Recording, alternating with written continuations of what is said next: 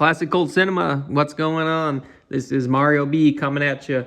We got Classic Cult Cinema sequels week this week. So we got Troll 2, Fright Night 2, and Tales from the Crypt, Bordello of Blood. So I'm going to be talking about Troll 2 in this video. Troll 2 is from 1990, directed by Claudio Fragasso. And it is, let's see, probably considered one of the worst movies ever made. I don't know about best, but it definitely is not good. So let's see. IMDb synopsis is: a vacationing family discovers that the entire town they're visiting is inhabited by goblins disguised as humans who plan to eat them. Yeah, it's pretty accurate, pretty much to the point. I have seen this movie quite a few times. It's one of those that is, it's definitely bad, like they say. Hello, Cat wants to be in the video. And, it's enjoyable. It's bad, but it's enjoyable. The acting is so bad. I think pretty much most of the actors in the movie are not actors. They had an open casting call. I think the dad and the main guy is a dentist now. There's a couple of notes I have on some of the other actors in the cast. There's a great documentary about this movie. Worst movie ever made. It really gets in depth. It's funny. I mean, the movie's like celebrated now for how bad it is. It's probably like a whole Rocky Horror thing where people get together and watch it. I wouldn't go that far. I mean, it's good. I can only watch it so many times, but yeah. So let's get into Troll 2. Notes I had while watching the movie.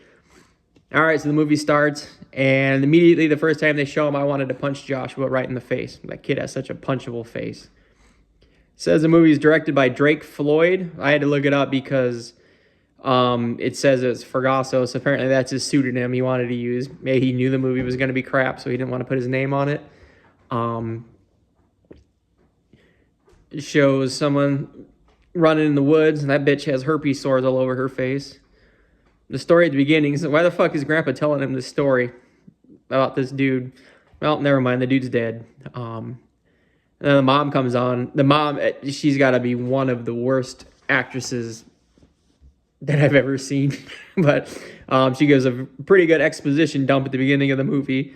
Kind of tells you everything that's going on, everything that's going to happen. The sister's working out. We almost got Bush. Almost. Boyfriend breaks in the window, scares her while she's working out. She won't sleep with him, apparently. I don't know how old these kids are supposed to be. So, but he basically says, are you going to turn me into a homo if you don't sleep with me? And then when the dad is talking about the vacation, about how they're going to go to a farm and they're going to live like farmers, and then the farmers are going to come live at their house. I'm like, that sounds like a really shitty vacation, Dad.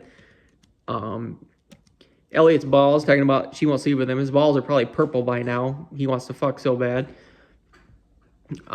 They're driving in the car, and the sister is whining about how her boyfriend didn't come. And the dad's like, get over it. And the mom's like, Elliot, she says, Joshua, sing that song I like. Okay. His mom has the crazy eyes. I'm sure you guys saw it too, but yeah, her eyes, yeah, there's crazy in those things.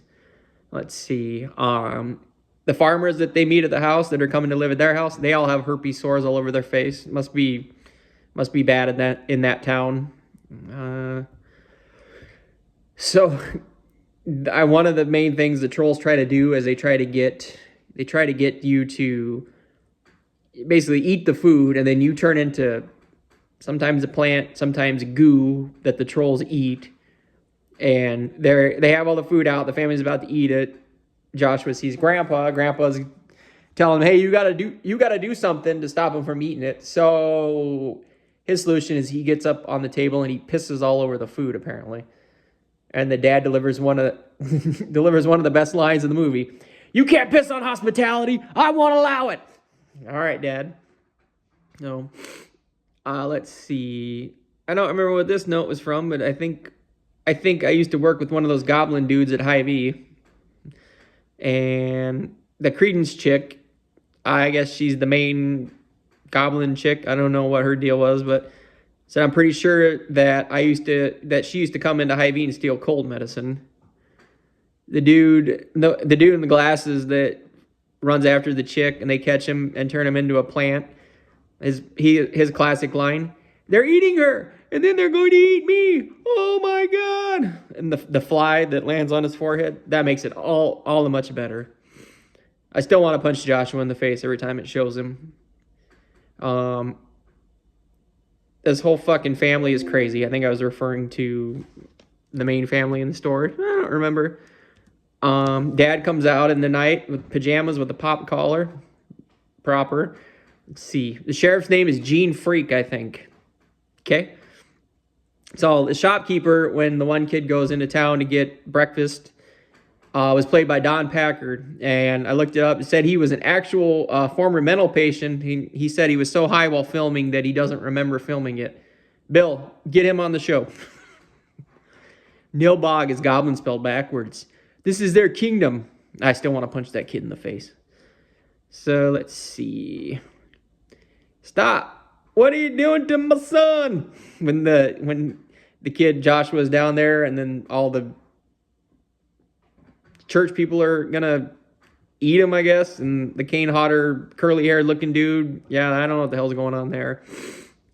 Grandpa came to life. He's corporeal now, I guess, again. So I guess he can properly diddle Joshua. I think that's what was going on there. Weird dynamic. Credence, I'd fuck her.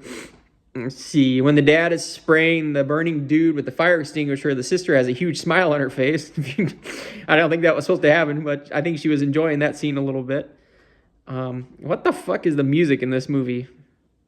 Popcorn Bukkake. That guy, they turned the one dude into a plant. The other guy, she just writhed and wriggled on top of her and then had a corn cob in her mouth. And he just had popcorn all over him. So I don't think he got off that bad. I think he was still alive at the end of the movie. Elliot. That's the voice of your grandpa? Fuck you, Elliot. The magic stone. Grandpa tells Joshua, you got to put your hands on the magic stone and rub it. It's supposed to be his cock, right? Grandpa's, I mean. Let's see. Let's talk. We're all human here. Fuck you, Elliot. That's some thick baloney when he eats that sandwich at the end to, I guess, persuade them from, that's how they stop the goblins and cretins at the end, is he eats a bologna sandwich. Let's see.